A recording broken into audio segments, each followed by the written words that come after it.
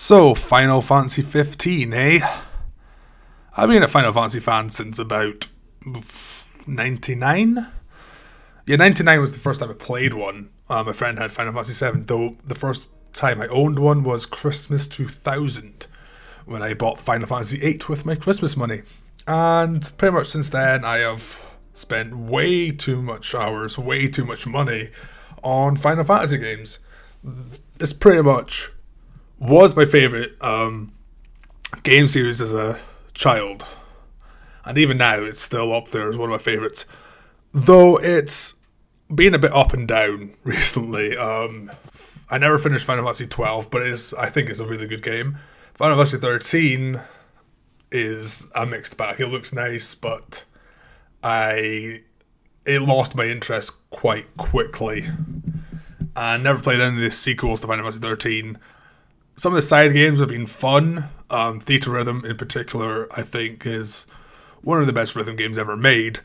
But yeah, like Final Fantasy 15 was first announced 10 years ago as Versus 13, and 10 years ago I was still in school. I had hope for the future, and now I don't. Nah, I'm kidding.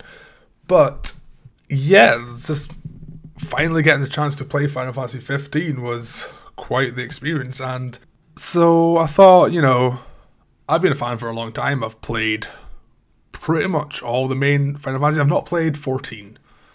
That's the only one I've not played, and I've barely played 11. But they're MMOs. They're sort of, we keep them to the side. So I thought, it might be a good idea for me to talk about Final Fantasy 15 and whether I like it or not, and have it in the background so you're not just listening to me talk. And so this is what this is. I can't see the video right now. I pre-recorded the video, so oh man, that was a sweet move right there. I mean, for all I know, it's a loading screen, but that loading screen could be sweet. Who knows? So my thoughts on Final Fantasy 15, coming from someone who is a big fan, and like the game opens with the line, "A Final Fantasy for fans and first timers." Yeah.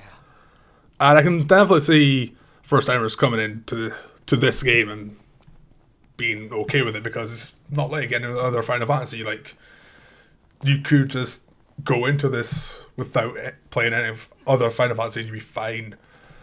For fans though, it's different, and that's not necessarily a bad thing. I think Final Fantasy, especially 13, was a bit stagnating a little bit and needed a bit of a change, and Final Fantasy 15 supplies that.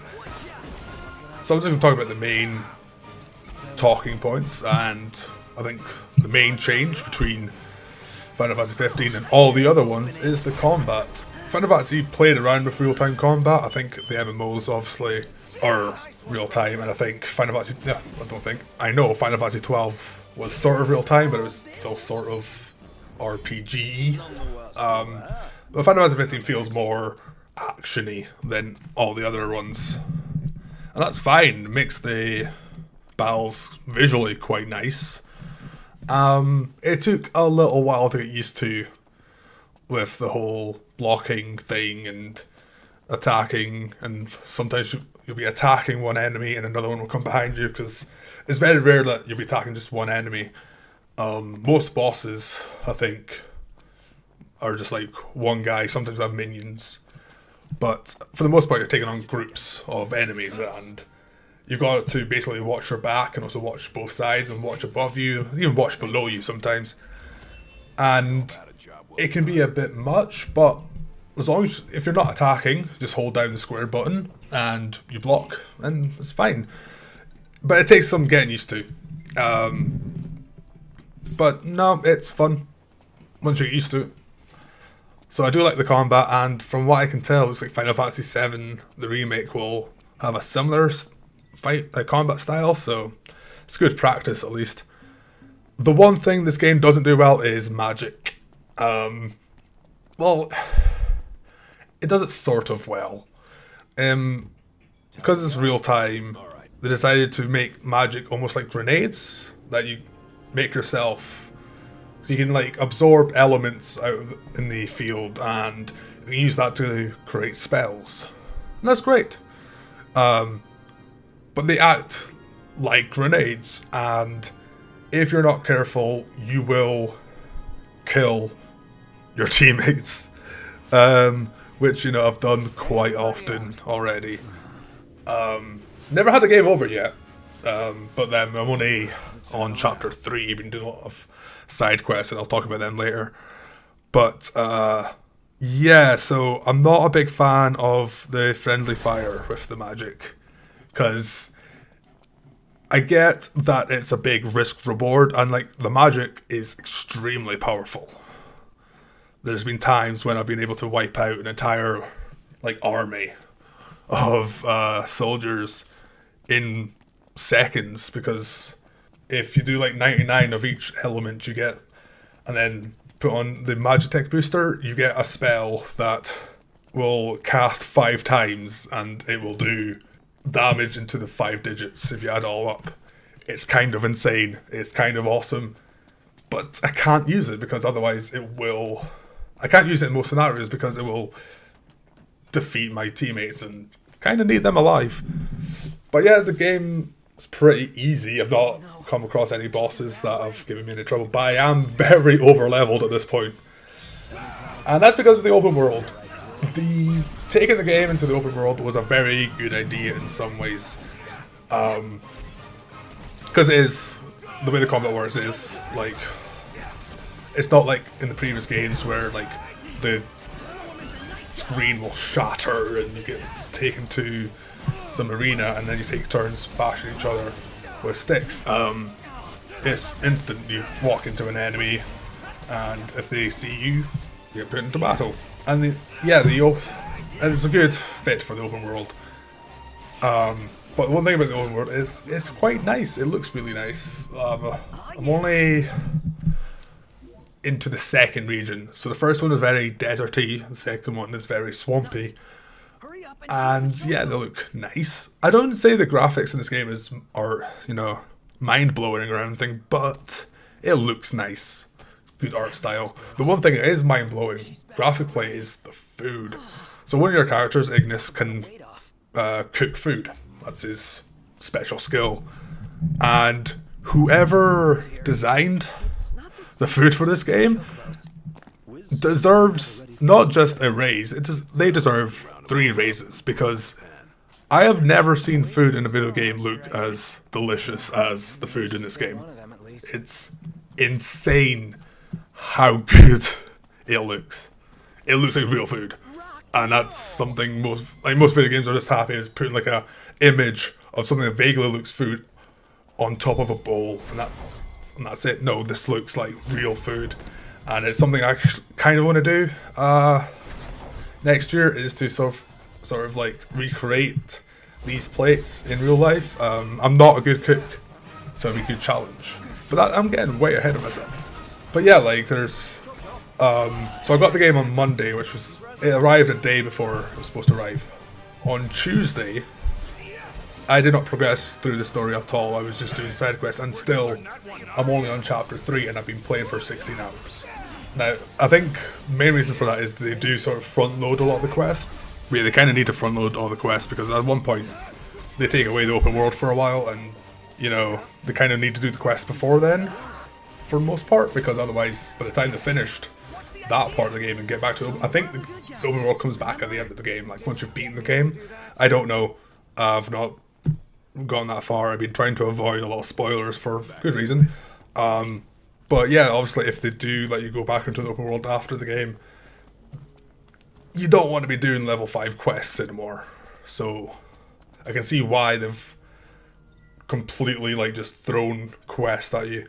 And I'm still doing like quests that are about 10 levels below, like every quest is a recommended level, and I'm about 10 levels over it, but I'm still doing them because I want to do them all, because I'm a bit weird like that. But yes, one thing about this game that I've noticed so far, and I've seen other people comment on, is that it seems to be suffering from a little disease I like to call Metal Gear Solid 5 Phantom Pain disease.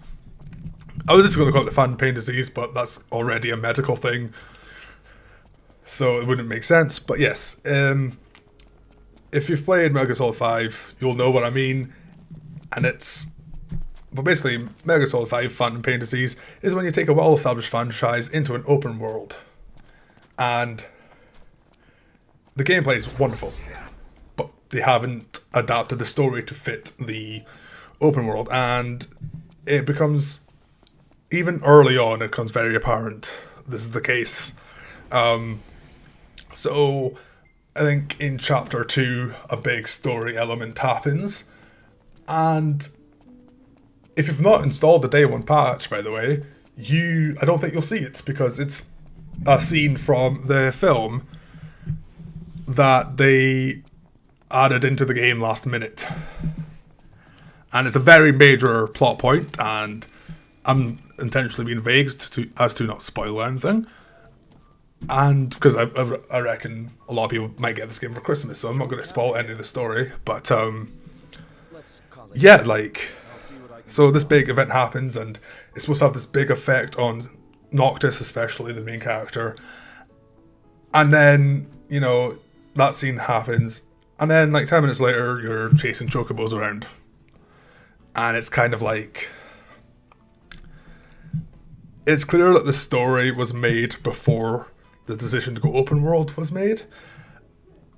And Phantom Pain had the same thing, where like things would happen and then no one would really react to it for like hours, because you end up doing like side missions and stuff like that. I think Final Fantasy 15 probably would have benefited from being linear at first and then opening the world to you. I think they kind of got that mixed around. Like, they've given you this massive world to explore. Well, or you can't go everywhere immediately, but yeah, so they're giving you this big open world, and then so it's sort of being like, yeah, you can do the story if you want, but it doesn't feel like much of the story has an impact on the world. So that could be a problem, especially early on, when again this big thing happens, and yeah, they sort of don't really. Obviously, they get affected in the cutscenes, but then once you're out of the cutscenes, it's just like, oh well, time to move on, and it's a bit strange. It feels like it sort of takes away from the magnitude of the event. But yeah, the story, from what I can tell, is alright. It's pretty standard so far. And again, I'm not going to say much about it, because the whole point of this video is to give my thoughts in case people do want to play it. And I realise that in the videos probably in the background doesn't show off too much of the actual game. I think there's some combat, there's some cooking. Again, I'm not seeing the video as I record this, but all I can say is what I just did there was amazing. But yeah, I don't have any major problems with it. Yeah, the story's a bit disjointed, but if you just like run through the story, I think it'd probably be a bit better. But I am one of these people who likes to play as much side quests as possible, which is why I've never finished Skyrim. You know, I've played in total about 140 hours of Skyrim, and I've never finished it. I'm the kind of guy who likes to play all the side quests. So really, I should probably get on to the story pretty soon, or else I'm going to sort of forget about it. But yes, overall I think Final Fantasy 15 is fantastic from gameplay perspective. Easy for me to say. Yeah, definitely better than 13, probably better than 12. But if this is the direction Final Fantasy is going to go into, then I'm looking forward to the next one, because Final Fantasy 15 definitely seems like it could be a good blueprint for the next one. You know, if they decide, okay, this is going to be an open world game from the beginning, and make a story that fits around that, and it just adds lots of new things on top of it, the next Final Fantasy will be very good. As it stands, Final Fantasy 15 is well worth picking up if you're a fan of Final Fantasy. There's some nice little touches, like obviously there's chocobos, your car radio. You can buy soundtracks to previous Final Fantasies. It's just like a small selection. Well, actually, say small. It's about somewhere between 10 and 15 tracks per game. And Final Fantasy 9 for some reason had 2 discs, like 2 different soundtracks you could buy. And so far, no other, like, I've bought ones for, 7 you get immediately, but then 8, 10, and all that, and they just had 1, but 9, for some reason, has the most songs from the soundtrack into the game. But that's a nice touch. You can just drive around listening to old Final Fantasy music, and I love that. So yeah, it's a lot of fun, and between that and Pokemon, I'm going to have no social life over Christmas, especially with my other project, which I'm going to talk about now. So you may have noticed the title. This is day 1 of the Advent calendar, and this is an idea I had last year. Essentially, do a video every day. Last year I did it on another channel, which sort of ended as I was doing it, and so I only got about 11 days in. And this year I want to go at least 13 more days after that. I want to get to at least the 24th. And maybe do a special video for actual Christmas Day. We'll see. But yeah, originally it's going to be games from my Steam list that I picked up in previous Christmas sales. But I tend to do... Basically what I did was I made a list of all the games that I kind of wanted to play from a Steam list that I either had barely played or never played, and then put that through a random number generator, and then order them in that list. And then every 5th day was going to be a game of Christmas Past, and I'm still going to do that. But with the Steam one, last year was... and like, a couple of episodes last year were a bit dull because I didn't know anything about the game. And this is sort of what I had a problem with this year. I tried to do an episode on Nights into Dreams, which is the first game that popped up on my random thing, and I just had nothing to say. Like, I tried to do like this sort of thing where I just talked about like my plans for the calendar, and yeah, within like 5 minutes I was done. There was nothing to say, and it just wasn't very fun. I don't know how fun this is going to be because I'm rattling it off like reviews, and I was actually doing like silly stuff. I like doing silly stuff, but it's hard to do silly stuff without thinking ahead or having someone else. It's just me, lonely old me. But yeah, so I was gonna doing that, but then I just decided I did 2 recordings a night. The next video was gonna be D4. Does it Dark Dreams Don't Die? The game by Swery, the guy who did 065. I've got notes here. Who did Deadly Premonition. I love Deadly Premonition, but as I was about to play D4, I realised this is not something I can do like a short half-hour video on without preparation.